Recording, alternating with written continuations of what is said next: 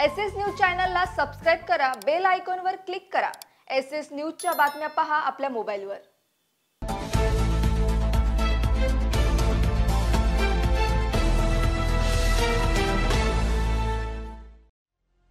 नमस्कार, मी Shilpa Baviskar. SS news मध्ये आपलं स्वागत आहे। चला तर मग जाणून घेऊयात आजच्या महत्त्वाच्या बातम्या। काल जालना शहरातील भोकरदन नाका परिसरात धक्कादायक घटना घडली असून भर रस्त्यात उमेश समाधान 31 वर्षीय तरुणाची तलवारीने सपासप वार करून हत्या करण्यात आली व त्याच्या सोबत असणाऱ्या त्याचा मित्र राम निकालजे हा 28 वर्षाचा मुलगा देखील गंभीर जखमी झाला असून त्याच्यावर रुग्णालयात उपचार सुरू आहे।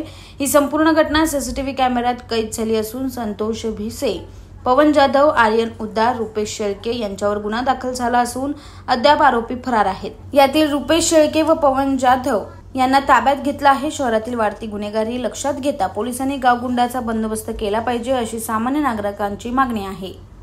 भोकरदन नाक्यावर प्रणव लॉजच्या समोर एक इसमाची काही माहिती मिळाली की जखमी अवस्थेत पडलेला आहे। त्यावेळेस सर्व नागरिकांच्या मदतीने आणि पोलिसांनी त्यास दवाखान्यात नेला असता डॉक्टरांनी त्यास मयत घोषित केलेला आहे आणि एक इसम इथं आस्था हॉस्पिटल इथे पण ऍडमिट आहे। त्यांनाही इथल्या डॉक्टरांनी पुढील इलाजासाठी सरकारी दवाखान्यात रेफर केलेला आहे।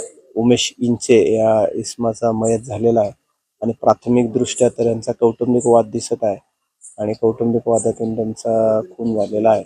पुन्हा दाखल करण्याची प्रक्रिया चालू आहे। दाखल अजून होणे बाकी आहे आणि पुढील तपास चालू आहे। भोकरदन नाक्यापाशी झालेली आहे।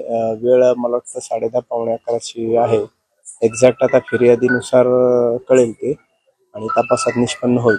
नाही, हत्याचं ते पूर्ण तपासाचा भाग आहे। पूर्ण तपासानंतर नक्की काय शस्त्र वापरले होते ते कळेल। एसएस न्यूज चॅनलला सबस्क्राइब करा, बेल आयकॉनवर क्लिक करा।